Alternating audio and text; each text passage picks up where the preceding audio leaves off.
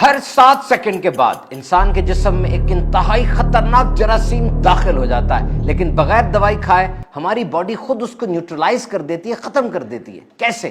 یہ ہمارے جسم کے اندر ایک آرمی ہوتی ہے، قوت مدافعت، پاور آف امیونٹی، پورا سسٹم ہے، رینک بنے ہوتے ہیں، تربیت بھی ہوتی ہے جس میں وائٹ بلڈ سیلز، پلیٹلیٹس وغیرہ موجود ہیں، اور اس قوت مدافعت کو ہم نے بچا کے رکھنا ہے۔ یہ ہاتھ پہ چیرا آ جائے نا، ڈاکٹر دوائی دیتا ہے، چیرے کو ٹھیک کرنے کی دوائی نہیں دیتا، چیرا باڈی خود ٹھیک کرتی ہے، دوائی اس کی ایک انفیکشن نہ اس میں ہو جائے۔ اور قوت مدافعت کو بڑھانے کے لیے گوشت ایک بہترین غذا ہے۔ یورک ایسڈ سادہ لفظوں میں ہمارے جسم میں ایک مشین کی طرح چل رہا ہوتا ہے، تو جب مشین چلتی ہے گند پیدا ہوتا ہے۔ یورک ایسڈ ایک قسم کا گند ہے۔ کڈنی یورک ایسڈ کو جسم سے باہر نکال دیتی ہے، یہ خون میں اور پیشاب میں ہوتا ہے۔ اب جتنا یہ پیدا ہوا اور جتنا یہ باہر نکلا، اگر بہت زیادہ پیدا ہو گیا یہ جسم کے اندر سٹور ہو جاتا ہے۔ 2 گودام ہیں اس کے، ایک گردے میں یہ بن جاتا ہے سٹون، اور ایک جوائنٹس کے، ہڈیوں کے جوائنٹس کے درمیان کرسٹل بن کے سٹور ہوتا ہے، جو کہ گاؤٹ کا سبب بنتا ہے۔ ایسے سوج جاتے ہیں جوائنٹس اور بڑا تکلیف دیتے ہیں۔ وہ غذائیں جو یورک ایسڈ کو بڑھاتی ہیں ان میں سب سے پہلے ریڈ میٹ ہے،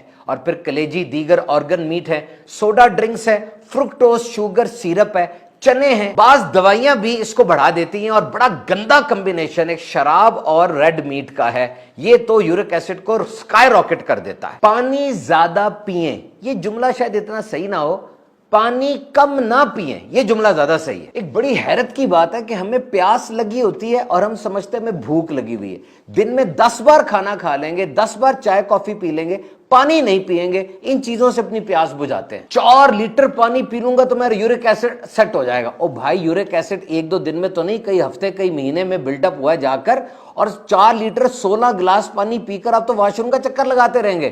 یہ ایک ایسا لائف سٹائل بنائیں جس میں پانی داخل ہو، جیسے ہر کھانے سے پہلے پانی پی لیں، اور جب بھی چائے کافی پینے لگے اس سے پہلے ایک گلاس پانی پی لیں، 8-10 گلاس تو یہی ہو جائیں گے۔ زیادہ گوشت کھانے والا ہر وقت رسک میں رہتا ہے۔ ایک تو اس میں ٹاکسنز ہوتے ہیں، ایکسرسائز آپ نے کرنی نہیں، پھر گوشت کو کس سٹائل میں پکایا، گریوی یہ بڑی میٹر کرتی ہے۔ اتنا ڈھیر سارا آئل ڈال دیا، اتنے ڈھیر سارے مسالہ جات ڈال دیے، اب کیا ہوگا؟ یاد ہے پہلے شوربے والا گوشت بڑا پسند کیا جاتا تھا، اب کہتے ہیں شاید یہ غریب ہو گیا اس لیے شوربے والا گوشت پکا رہا ہے۔ شوربے والا گوشت یہ غذائیت سے بھرا ہوتا ہے۔ روزانہ 90 گرام گوشت کھائیں NHS کے مطابق، لیکن وہ جو پہاڑ پہ رہنے والا بندہ ہے وہ کہتا ہے نہ مجھے دل کی بیماری ہے، نہ چربی ہے، نہ میں موٹا ہوں، میرا یورک ایسڈ بھی ٹھیک ہے، سارے بلڈ ٹیسٹ بھی ٹھیک ہے۔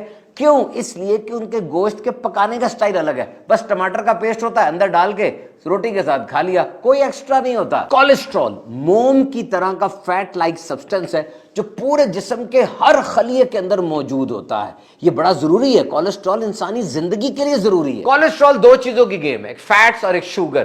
فیٹس جب سٹور ہوتی ہے تو پتہ چل جاتا ہے، کسی کا پیٹ باہر آیا وہ پکڑ کے کہے گا جی دیکھو یہ فیٹس ہے، لیکن شوگر کا تو پتہ نہیں چلتا۔ زیادہ گوشت کولیسٹرول کو بڑھاتا ہے، ایک تو اوپر سے چربی گوشت کی نظر آ رہی ہوتی ہے، اور ایک اس کے اندر بھی ہوتی ہے جو نظر نہیں آ رہی ہوتی ہے اور ہم کھا جاتے ہیں۔ اور پھر آئلز، آج کل تو اتنے تیل ہو گئے، ہر طرف ہر چیز کا تیل نکال دیا ہم نے، almond oil, coconut oil, palm oil, canola oil, corn oil, حتیٰ کہ تل کے بیجوں کا بھی تیل نکال دیا ہے، ہر اتنی خشک چیز ہے۔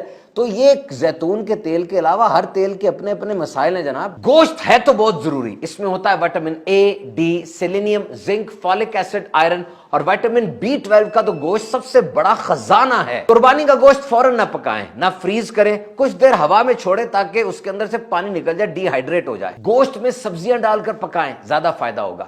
-18 ڈگری سینٹی گریڈ پر اگر آپ گوشت کو فریز کر دیں گے بڑی دیر تک چل سکتا ہے۔ کچی سبزیاں، کچا گوشت ایک جگہ نہ رکھیں، کراس کنٹامینیشن ہو جاتی ہے، جراثیم آ جاتے ہیں۔ صفائی کا خاص خیال رکھیں، پولٹری ہو، مٹن، بیف ہو، سٹیک ہو، کسی قسم کا گوشت ہو، عام طور پہ 145 ڈگری فارنہائٹ سے 165 ڈگری فارنہائٹ کا جو ٹمپریچر ہے وہ آئیڈیل ہوتا ہے۔ ڈاکٹر نے مریض سے کہا ہم 3 ہیں، میں، تم اور بیماری، اگر تم نے میرا ساتھ دیا تو اللہ کے حکم سے ہم بیماری کو شکست دے دیں گے، یعنی تم نے میرے کہنے پر دوائی استعمال کی، حفاظتی تدابیر اختیار کی تو ہم جیت جائیں گے، اور اگر تم نے میرا ساتھ نہ دیا بیماری ہمیں شکست دے دے گی۔ کہتے ہیں جو کھانا آپ کھاتے ہیں نا اس کے 4 حصے کر لیں، ایک حصہ وہ آپ کو زندہ رکھتا ہے، باقی 3 حصے ڈاکٹر کو زندہ رکھتے ہیں۔